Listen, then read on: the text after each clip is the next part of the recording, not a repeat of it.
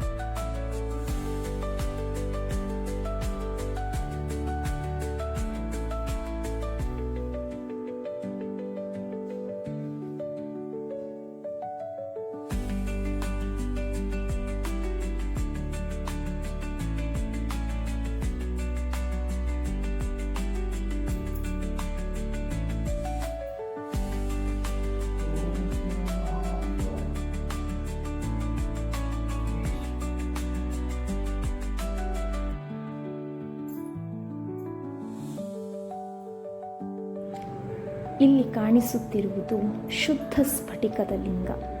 ಈ ಶುದ್ಧ ಸ್ಫಟಿಕದ ಲಿಂಗವನ್ನೇ ಲಲಿತೋಪಾಖ್ಯಾನದಲ್ಲಿ ಬರುವಂತಹ ಲಲಿತಾ ರಾಜರಾಜೇಶ್ವರಿಯ ಪತಿಯಾದ ಕಾಮೇಶ್ವರ ಎಂದು ಇಲ್ಲಿ ಪೂಜಿಸಲಾಗುತ್ತಿದೆ. ಅರ್ಚಕರು ಅನುಷ್ಠಾನವನ್ನು ಕೈಯುತ್ತಿದ್ದಾರೆ. ಎದುರಿನಲ್ಲಿರುವುದು ಬಸವನ ಮೂರ್ತಿ. ಇಲ್ಲಿ ವಿರಾಜಮಾನಳಾಗಿರುವವಳೇ ಲಲಿತಾ ತ್ರಿಪುರ ಸುಂದರಿ ರಾಜರಾಜೇಶ್ವರಿ.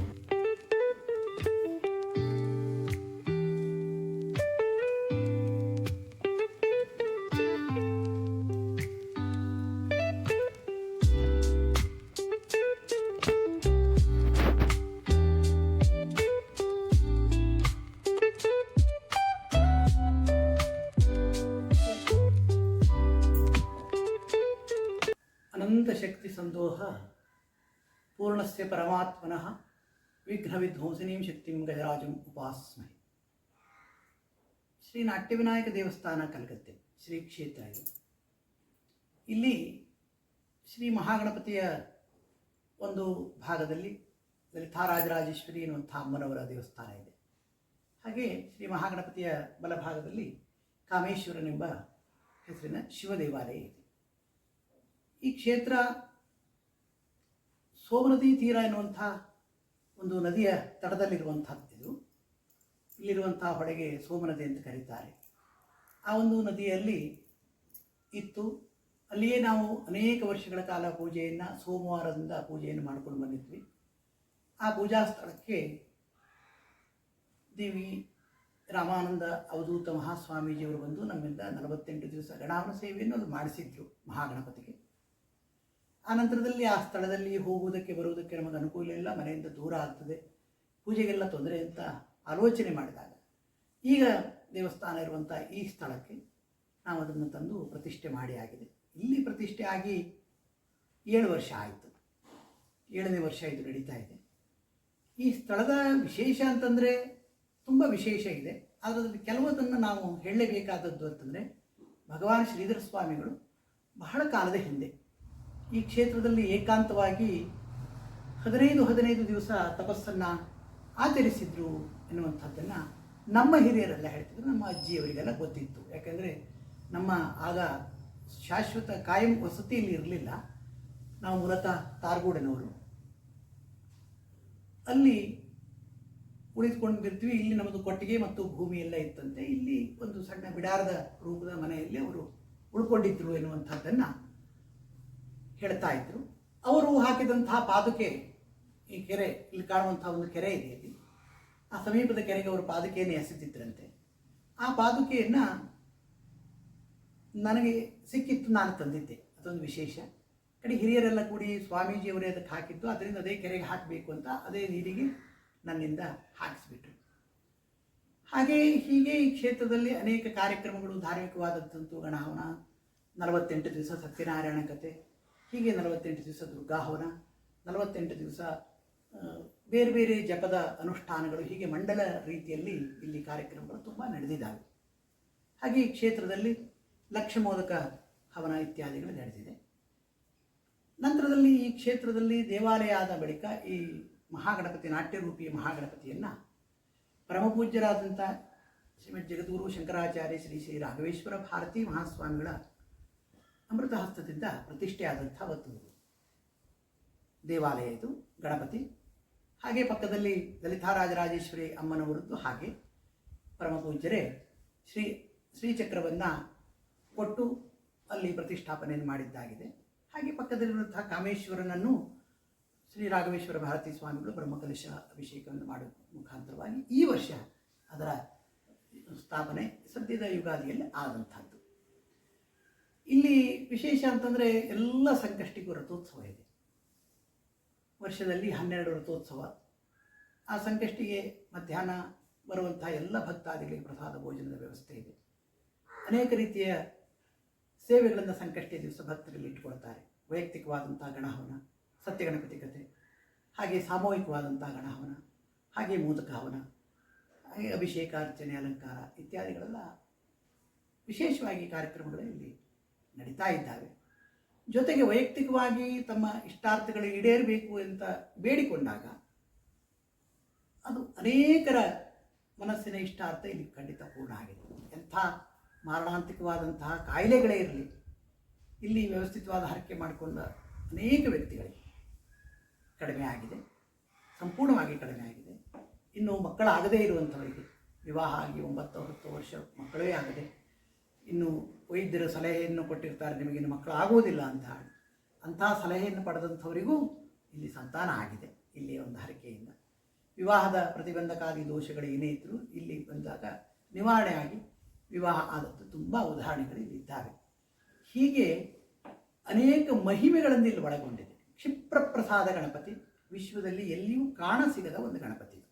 ಯಾಕೆಂತಂದರೆ 6 ಕೈ, ಹಣೆಯಲ್ಲಿ ಕಣ್ಣು, ತಲೆಯ ಮೇಲೆ ಚಂದ್ರ, ಕಮಲಪೀಠದಲ್ಲಿ ನಿಂತ್ಕೊಂಡಿದ್ದಾನೆ, ಕೈಯಲ್ಲಿ ಕಮಲ ಪುಷ್ಪವನ್ನು ಹಿಡಿದಿದ್ದಾನೆ, ಸೊಂಡಿಲಲ್ಲಿ ಒಂದು ಮೋದಕ ಇದೆ. ಹೀಗೆ ನಾಟ್ಯದ ಒಂದು ರೂಪದಲ್ಲಿ ಭಂಗಿಯಲ್ಲಿ ಇದ್ದಾನೆ. ಯಕ್ಷಗಾನದ ಸಂಪೂರ್ಣವಾದಂಥ ಆಭರಣವನ್ನು ತೊಟ್ಟುಕೊಂಡಂಥ ಒಂದು ಯಕ್ಷಗಾನದ ಕಿರೀಟ ವೇಷಧಾರಿಯೇ ಕುಣಿದ್ರೆ ಹೇಗೆ ಕಾಣಬಹುದು, ಆ ರೀತಿಯಲ್ಲಿ ಕಲ್ಪನೆ ಬರುವ ರೀತಿಯಲ್ಲಿ ಆ ಒಂದು ವಿಗ್ರಹವೂ ಇದೆ. ಇಂಥ ಈ ರೀತಿಯ ರಚನೆಗೊಂಡಂಥ ಈ ರೀತಿಯ ವಿಗ್ರಹವುಳ್ಳಂಥ ದೇವಸ್ಥಾನ ಬಹುತೇಕ ಇಡೀ ಭಾರತದಲ್ಲಿಯೇ ಎಲ್ಲೂ ಇಲ್ಲ ಎನ್ನುವಂಥದ್ದು ನಮಗೆ ಈಗಾಗಲೇ ಸಿಕ್ಕ ವರ್ತಮಾನ. ಅದಕ್ಕೂ ಹೊರತಾಗಿದ್ದರೂ ಗೊತ್ತಿಲ್ಲ, ಆದರೆ ಇಲ್ಲ ಎಂಬುದಾಗಿ ಎಲ್ಲರೂ ಹೇಳ್ತಾ ಇದ್ದಾರೆ. ಕ್ಷಿಪ್ರಪ್ರಸಾದ ನಾಟ್ಯ ವಿನಾಯಕ ಮಹಾಗಣಪತಿ. ಹಾಗಾಗಿ ಈ ಕ್ಷೇತ್ರದ ಮಹಿಮೆ ಅಂತಂದರೆ ಅನೇಕ ಯತಿವರ್ಣಗಳು ಇಲ್ಲಿ ಬಂದು ಹೋಗಿದ್ದಾರೆ. ಪರಮಪೂಜ್ಯ ರಾಘವೇಶ್ವರ ಭಾರತೀ ಸ್ವಾಮೀಜಿಯವರ ಪ್ರತಿಷ್ಠೆ ವಿಚಾರವಂತೂ ಈಗಾಗಲೇ ತಮಗೆ ತಿಳಿಸಿದ್ದೇನೆ. ಹಾಗೆ ಇದಕ್ಕೆ ರಜತದ ಮುಖವನ್ನು ಸಮರ್ಪಣೆ ಮಾಡುವಂಥ ಸಂದರ್ಭದಲ್ಲಿ ಗಂಗಾಧರೇಂದ್ರ ಸರಸ್ವತಿ ಮಹಾಸ್ವಾಮಿಗಳು, ಸ್ವರ್ಣವಲ್ಲಿ ಮಹಾಸ್ವಾಮಿಗಳು ಬಂದಿದ್ದರು. ಅವರ ಒಂದು ಅಮೃತ ಹಸ್ತದಿಂದಲೇ ನಡೆದಿದೆ. ಹಾಗೆ ಇದಕ್ಕೆ ಸಂಕಷ್ಟಿಯ ವಿಶೇಷವಾದಂಥ ಅಭಿಷೇಕ ಶ್ರೀಮದ್ ನೆಲಮಾಮಠ ಮಾಧವಾನಂದ ಭಾರತೀ ಮಹಾಸ್ವಾಮಿಗಳ ಕೈಯಿಂದ ಆಗಿದೆ. ಇಲ್ಲಿ 1 ವರ್ಷ ಪರ್ಯಂತ ಅಗ್ನಿ ಆರದೆ ಇದ್ದ ಹಾಗೆ ಗಾಯತ್ರಿ ಯಜ್ಞವನ್ನು ಸಹ ಇಲ್ಲಿ ನಡೆಸಿಕೊಂಡು ಬಂದಿದ್ದೇವೆ. ಹಾಗೆ 8 ತಿಂಗಳದ ಮೋದಕೋತ್ಸವ ಎನ್ನುವುದಾಗಿ ನಡೆಸಿಕೊಂಡು ಬಂದಿದ್ದೇವೆ. ಮಂಡಲ ಮೋದಕ ಹವನ ಎನ್ನುವಂಥ ಕಾರ್ಯಕ್ರಮ ಆಗಿದೆ. ಮಂಡಲ ದುರ್ಗಾ ಹವನ ಎನ್ನುವಂಥ ಕಾರ್ಯಕ್ರಮಗಳಾಗಿದೆ. ಹೀಗೆ ಈಗ ಲಕ್ಷ್ಮೀ ಗಾಯತ್ರಿ ಎನ್ನುವಂಥ ಒಂದು ಜಪದ ಅನುಷ್ಠಾನ ಈ ಕ್ಷೇತ್ರದಲ್ಲಿ ನಡೀತಾ ಇದೆ. ಅದನ್ನು ಇನ್ನು ಮುಂದೆ ನಾವು ಬರುವ ಪ್ರತಿ ಸಂಕಷ್ಟಿಗೂ ಎಷ್ಟು ಜಪ ಸಂಕಷ್ಟಿಯವರೆಗೆ ಆಗ್ತದೆ ಅಷ್ಟು ಜಪದ ಕುರಿತಾದಂಥ ತದ್ದಶಾಂಶ ಹವನ ಎನ್ನುವಂಥದ್ದನ್ನು ಮಾಡಿ ಸಮಾಜಕ್ಕೆ ಒಳ್ಳೆಯದಾಗಬೇಕು, ಎಲ್ಲರಿಗೂ ಲಕ್ಷ್ಮೀದೇವಿಯ ಅನುಗ್ರಹ ಆಗಬೇಕು ಎನ್ನುವಂಥ ಆಲೋಚನೆಯನ್ನು ನಾವಿಲ್ಲಿ ಮಾಡಿಕೊಂಡು ಕಾರ್ಯಾರಂಭವನ್ನು ಮಾಡ್ತಾ ಇದ್ದೇವೆ.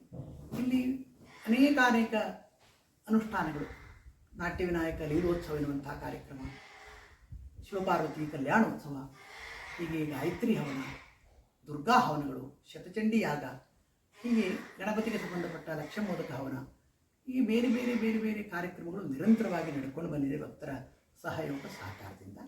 ಇನ್ನೂ ಇಂಥ ಕಾರ್ಯಕ್ರಮಗಳು ಇಲ್ಲಿ ನಡೆಸ್ಕೊಂಡು ಹೋಗಬೇಕೆನ್ನುವಂಥದ್ದು ನಮ್ಮ ಮಾನಸಿಕವಾಗೂ ಇಚ್ಛೆ ಇದೆ. ಯಾಕೆಂದರೆ ಬರುವಂಥ ಭಕ್ತಾದಿಗಳಿಗೆಲ್ಲ ಭವಿಷ್ಯತ್ತಿನಲ್ಲಿ ಉಳಿಯುವುದಕ್ಕೂ ಒಂದು ವ್ಯವಸ್ಥೆಯನ್ನು ಮಾಡಬೇಕು. ನಿರಂತರವಾಗಿ ಇಲ್ಲಿ ತಿಂಡಿಯೋ ಅಥವಾ ಮಲಗುವುದಕ್ಕೆ ವ್ಯವಸ್ಥೆಯೋ, ಸ್ನಾನಕ್ಕೆ ವ್ಯವಸ್ಥೆಯೋ, ಹಾಗೆ ಊಟಕ್ಕೋ ಎಲ್ಲವನ್ನೂ ಮಾಡಿಟ್ಟು ಭಕ್ತರು ಭಕ್ತಿಯಿಂದ ತಮ್ಮ ಸೇವೆಯನ್ನು ಕ್ಷೇಮದಿಂದ ನೆರವೇರಿಸಿಕೊಂಡು ಹೋಗುವುದಕ್ಕೆ ಏನು ಬೇಕೋ ಆ ಎಲ್ಲ ವಾತಾವರಣವನ್ನು ಕಲ್ಪಿಸಬೇಕು ಎನ್ನುವುದು ನಮ್ಮ ಆಲೋಚನೆ. ಅದನ್ನು ನಡೆಸ್ಕೊಡ್ಬೇಕಾದ್ರೂ ಭಗವಂತನ ಬಿಟ್ಟಂಥದ್ದು. ನಾವು ಆ ದಿಶೆಯ ಪ್ರಯತ್ನದಲ್ಲಿ ಇದ್ದೇವೆ. ನಾವು ಈ ಮೂಲಕವಾಗಿ ತಮಗೆಲ್ಲ ಹೇಳುವುದೇನು ಅಂತಂದರೆ, ಇದಕ್ಕಂತೂ ಅತ್ಯಂತ ಶ್ರೇಷ್ಠವಾದ ನಂಬಿದವರನ್ನು ಕೈ ಬಿಡ್ತಾನೇ ಇಲ್ಲ ಗಣಪತಿ. ಅಷ್ಟು ಚೆನ್ನಾಗಿ ನಡೆಸಿದ ಉದಾಹರಣೆಗಳು ಈಗಾಗಲೇ ಸಾವಿರ ಸಂಖ್ಯೆಯಲ್ಲಿದ್ದಾವೆ. ತಾವೆಲ್ಲ ಬಂದು ಭಗವಂತನ ದರ್ಶನವನ್ನು ಮಾಡಿ ತಮ್ಮ ಬದುಕಿನಲ್ಲಿರುವಂಥ ತೊಂದರೆಗಳನ್ನು ಕಳೆದುಕೊಂಡು ಕ್ಷೇಮವಾಗಿ ನಿಮ್ಮ ಜೀವನವನ್ನೆಲ್ಲ ನಡೆಸ್ಕೊಂಡು ಹೋಗಿ ಈ ಕ್ಷೇತ್ರಕ್ಕೆ ಮುದ್ದಾಂ ಬನ್ನಿ ಅಂತ ಈ ಮೂಲಕ ಕರೆದುಕೊಳ್ತಾರೆ. ನಮಸ್ತೆ. ಸಾಕಲ್ಲ? ನೋಡಿದ್ರಲ್ಲ ವೀಕ್ಷಕರೇ, ಮನಸ್ಸಿಗೆ ತಂಪೆರೆದು ನವಚೈತನ್ಯವೀವ ಶಕ್ತಿ ಕ್ಷೇತ್ರವನ್ನು ಯಾವುದೇ ಸತ್ಲಾಭಕ್ಕೂ ತಾವು ಒಮ್ಮೆ ಭೇಟಿ ನೀಡಬಹುದು. ಸರ್ವೇ ಭವಂತು ಸುಖಿನಃ.